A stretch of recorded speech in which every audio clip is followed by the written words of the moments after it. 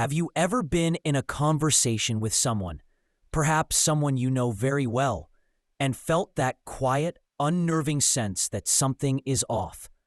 Their words are sweet, perhaps even filled with care, but deep down, your intuition whispers that something is amiss. A vague feeling, a ripple in your soul that makes you suspect the smile is hiding something darker. That feeling isn't paranoia. It's often your internal radar detecting the subtle signals your rational mind hasn't yet processed. It's like walking into a house that looks beautiful and welcoming from the street. The paint is fresh. There are flowers in the window boxes. But the moment you step across the threshold, you feel it. A chill in the air that has nothing to do with the temperature. A silence that feels too heavy. You can't quite put your finger on it, but you know you are not entirely welcome. That a hidden presence watches from the darkened corners of the rooms. This house is the relationship, and that unseen presence is what the great psychoanalyst and explorer of the human soul, Carl Jung, called the shadow. The shadow is not some supernatural force. It is the part of ourselves we refuse to acknowledge. It is our insecurities, our envy, our anger, our resentment. We try to suppress these feelings, to lock them away in the basement of our consciousness. But according to Jung, they do not stay locked away. They seep through the floorboards, influencing our behavior, coloring our interactions, often in ways we ourselves don't consciously realize. When someone carries this hidden negativity, this unprocessed envy or bitterness, they might try to conceal it, to paint over the rot with a bright smile. But the signs, however subtle, are always there, like a faint, musty smell in an otherwise pristine room. If only we learn to trust our senses and recognize them. Let us journey together through the quiet, unsettling corridors of this metaphorical house and explore 8 signs that someone close to you may be nurturing negative feelings behind a friendly mask. Pay special attention to the final sign, for it is where your own intuition becomes the key, the one that can unlock a truth that challenges everything you thought you knew about someone. First, let's attune our senses to the cold draft of a joke that isn't a joke. Hidden negativity doesn't always shout. Sometimes it whispers through sarcasm dressed up as humor. Is there someone in your life who frequently makes your sensitivities the punchline of their jokes? When you show a hint of discomfort, do they immediately deflect with phrases like, "Oh, come on, I was just kidding," or "Why are you so sensitive?" This is not harmless teasing, especially if it happens repeatedly and always targets the same vulnerability. This is a toxic way to express contempt while maintaining plausible deniability. It leaves you feeling small and hurt, while they hide behind the mask of just joking. In our haunted house, this is the portrait on the wall whose eyes seem to mock you every time you pass. It looks like art, but it feels like judgment. From a Jungian perspective, their persistent attacks on specific aspects of your life or personality may reflect the parts of themselves they cannot face. They are projecting onto you the things they despise in their own character. If their jokes consistently leave you feeling diminished and wounded, it might not be humor at all. It might be carefully disguised hostility. If this idea of the hidden shadow and the subtle ways it reveals itself already feels like it's illuminating something for you, like turning on a light in a dimly lit room of your own experiences, take a moment to subscribe to Mind Decode Explained. We journey through these intricate landscapes of the mind together, every week, seeking not just answers, but clarity and peace. Now, let us consider the creaking floorboard that trips you when you least expect it. Subtle sabotage. Sometimes, a person who feels threatened by your growth or success won't attack you openly. Instead, They resort to a form of quiet sabotage. We are not talking about grand, cinematic betrayals. We are talking about small, insidious acts that disrupt your flow. The accidental forgetting to pass on a crucial piece of information. The well-meaning advice that, in hindsight, led you down a dead-end path. The slight distortion of a truth that causes you to make a poor decision. These repeated mistakes, which always seem to happen at the most critical moments, may be a quiet and often unconscious attempt to hold you back. Think back. A friend who forgets to tell you about a meeting until the last minute. A colleague who accidentally deletes a part of your collaborative work. A relative who conveniently omits a detail you desperately needed. While anyone can make a mistake, if this becomes a pattern and consistently impedes your progress, you must question it. Perhaps it is no longer negligence, but a form of unconscious sabotage. Jung suggested that individuals wrestling with their own feelings of failure or inadequacy might unconsciously act out their frustrations by slowing down others, ensuring they don't feel left behind. Their shadow self cannot bear the light of your success, so it subtly tries to dim your lamp. Next, we must become aware of the silent race, the one you never even knew you were a part of. Have you ever known someone who simply cannot offer you a clean, wholehearted congratulations? You share a piece of good news, and instead of a genuine, "That's wonderful," their response is to immediately pivot the conversation back to themselves. "Oh, that's nice. A similar thing happened to me once, but actually," or they find a way to downplay your achievement, to make it seem smaller than it is. This is not a conversation, it's a competition. This covert need to one-up you or diminish your victories often stems from a deep-seated insecurity within them. As Jung famously noted, we often project the parts of ourselves we cannot accept onto others. Someone grappling with feelings of inferiority may seek to minimize your success, as if winning this imaginary race against you is enough to make them feel better about their own perceived shortcomings. In the haunted house, this is the mirror that, instead of reflecting your happy face, shows you a slightly distorted, less impressive version of yourself. Their shadow cannot stand to see you shine, so it works tirelessly to tarnish your reflection.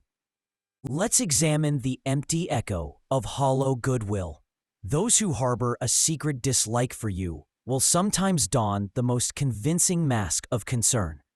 They say all the right things. They appear friendly and supportive, but you can feel the emptiness in their words, the lack of genuine warmth in their actions. There's a profound disconnect between their performance of support and the actual emotional energy you receive. When you truly need a shoulder to lean on, they often minimize your problems, offer superficial excuses for why they can't help, or simply vanish.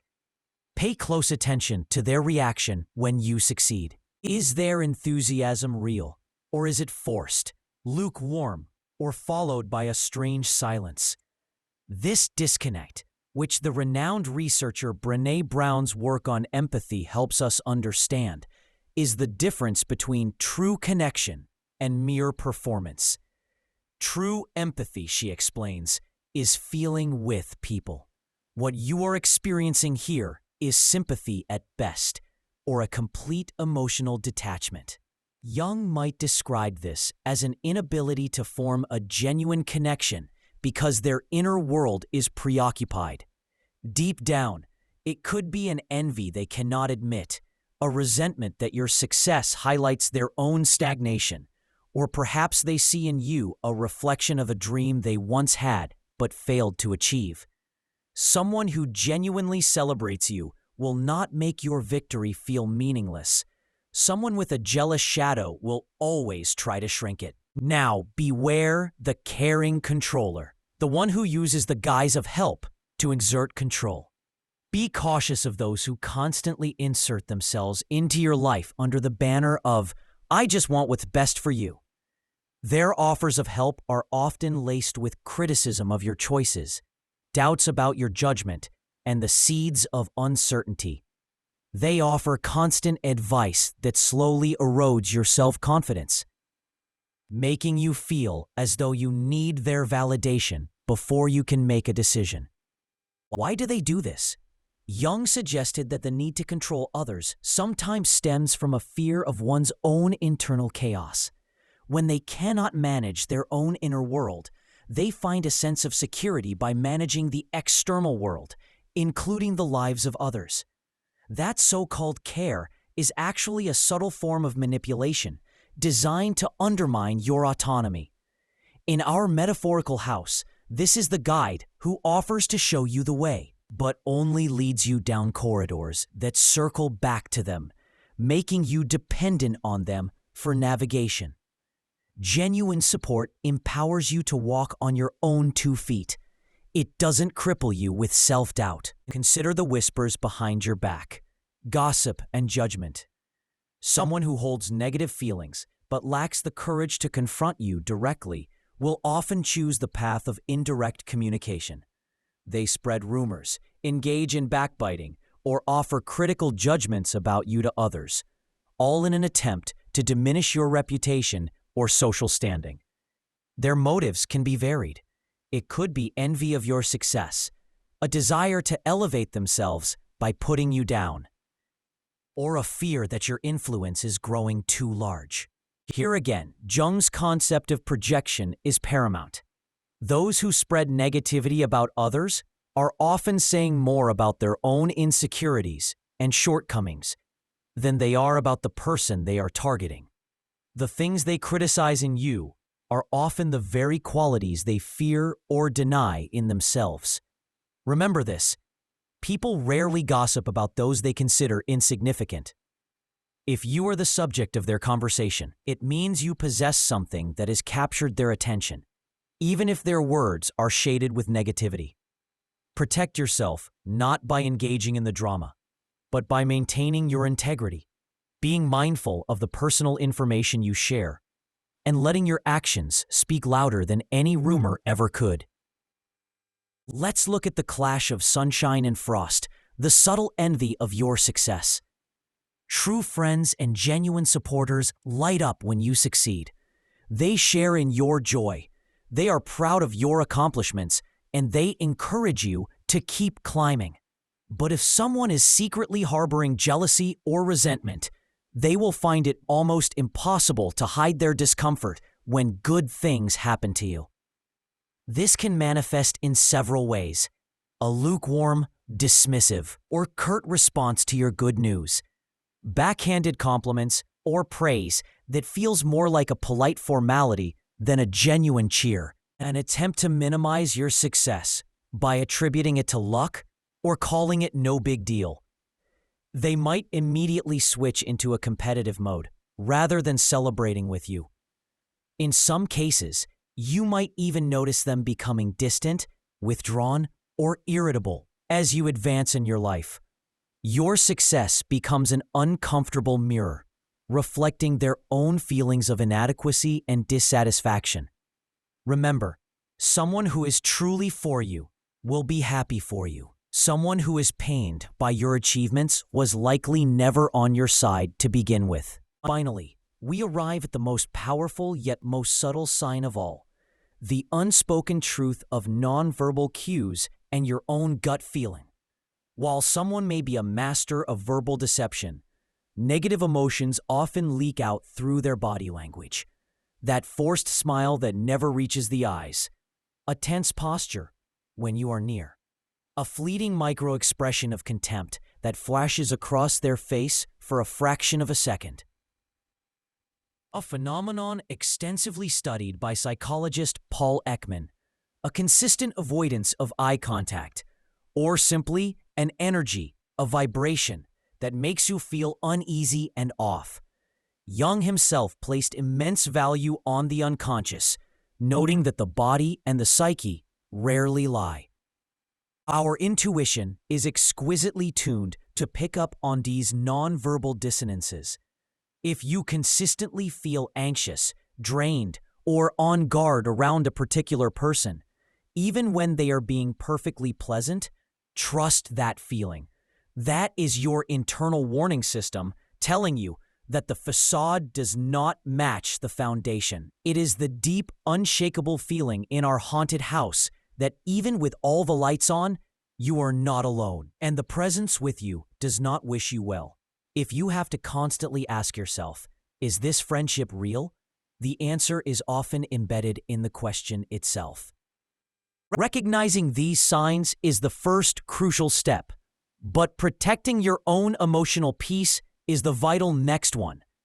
How do you navigate these difficult dynamics and preserve your inner sanctum? First and foremost, trust your intuition. Do not dismiss that persistent nagging feeling of unease. Your intuition is an invaluable guide in the complex world of human relationships. It is the compass that points toward emotional truth. Second, establish clear and firm boundaries. Do not tolerate behaviors that make you feel small or wounded. State clearly what is unacceptable. This could be as simple as saying, "I don't appreciate that kind of joke," or "I'm not going to discuss that decision right now." If the person repeatedly violates these boundaries after you voice them, you know it is no longer unintentional. Third, refuse to play their game. Do not allow yourself to be drawn into defensive reactions, competitive behavior, or self-doubt because of their subtle jabs or manipulations. Once you recognize the pattern, you can consciously choose not to participate. Fourth, consider limiting your exposure. If someone consistently exhibits these behaviors, especially after you've tried to set boundaries, you may need to reduce your interaction with them. This doesn't have to be a dramatic confrontation. It can mean sharing less vulnerable information, not seeking their support, and creating emotional and sometimes physical distance. Sometimes, space is the most necessary form of self-preservation. Look at their actions, not just their words. Sweet words mean nothing if their actions consistently contradict them. Observe their repeated patterns of behavior. Actions almost always speak more clearly than words. Strengthen your own self-worth. The more secure you are in yourself, the less power another person's hidden negativity has over you. Seek validation from within. Celebrate your own victories. And stop looking for approval from people who will never genuinely give it. And finally, cultivate authentic connections. Surround yourself with people who genuinely rejoice in your successes, who support you during your struggles, and who show up with real, unmasked kindness. Life is far too precious to spend your energy navigating relationships filled with hidden meanings and masked intentions. You deserve to exist in relationships built on the solid ground of respect and genuine goodwill, not on the trapdoors of hidden agendas and veiled contempt. As you learn to recognize these subtle signals, you are also learning to protect your own peace, to become the careful guardian of your own heart, and to invest it only where it will be truly valued. You are learning to walk out of the haunted house not in fear, but with the quiet wisdom of one who knows they deserve to live in the light.